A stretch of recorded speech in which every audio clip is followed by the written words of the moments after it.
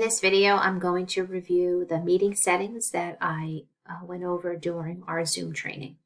So to do that, first thing you want to do is go to the Zoom website and you want to sign in with your NDA account. This will bring you to the dashboard where you will see any upcoming meetings you might have. Over on the left, under Personal, is where you will find your settings. So if you click on that, you can set the settings for your meetings. So the first one is having to do with you, the host. Do you want to start meetings with the video on? I have mine turned to on. Just to show you, that is off and that is on. So blue is on, gray is off. Participant videos. Do you want to start meetings with the participant videos on? This means when your students join the class, they will all have their videos on. So again, that's totally your choice.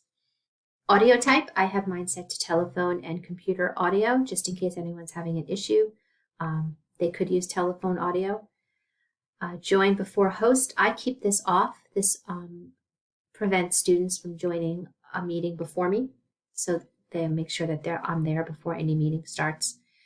Some of these I just keep off. Personal meeting ID, I just use the link when I create the meeting. I don't require a password when I schedule a meeting. You absolutely can. If you want to give your students a password, you can.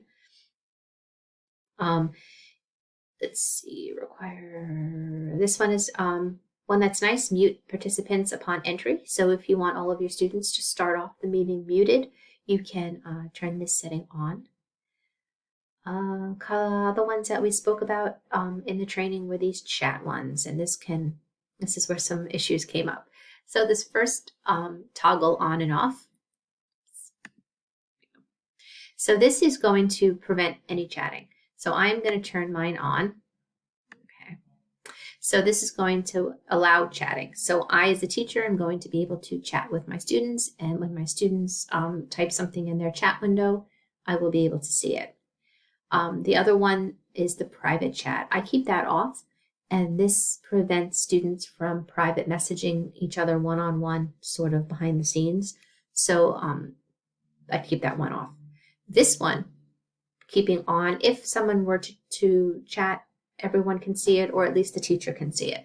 This one, you have no control over that. So I would definitely turn that one off. This is just sounds if you want the noise when people join or leave. Some of these are just the defaults are fine. These are all default to this. This is the next one, is the screen sharing. So do you want to be the ability to share your screen? I would definitely say yes. So I would turn on screen share, but it's this one right here that you want to be aware of. So I always keep mine to host only. If I had all participants, that means that at any point a student can share their screen. So they might sort of hijack your lesson with whatever they want to show everybody. So I would definitely leave that as host only. I'll show you in a later video that you can give that hosting ability to a student. So there may be times when you want to see your student's screen. So at that point, you can allow them to be the host, share their screen, and then take that hosting ability back. But for now, I would definitely leave it as host only. The annotation. So this is where you can control whether or not participants can annotate when you're sharing your screen. So I would leave it on if you'd like them to, turn it off if you don't want them to. And the other one is the whiteboard. So if you're interested in using the whiteboard, I would definitely keep that on. Let's see. If you're interested in doing breakout rooms, you have to turn it on here in the advanced section. So just turn it on. And this checkbox allows you to assign participants when you're scheduling the meeting. So ahead of time, if you know that you are going to put certain kids in certain groups, you can set that up right here, or you can set it up once you start your meeting. Either way, whatever is convenient. I think that might be, the waiting room. I like the waiting room.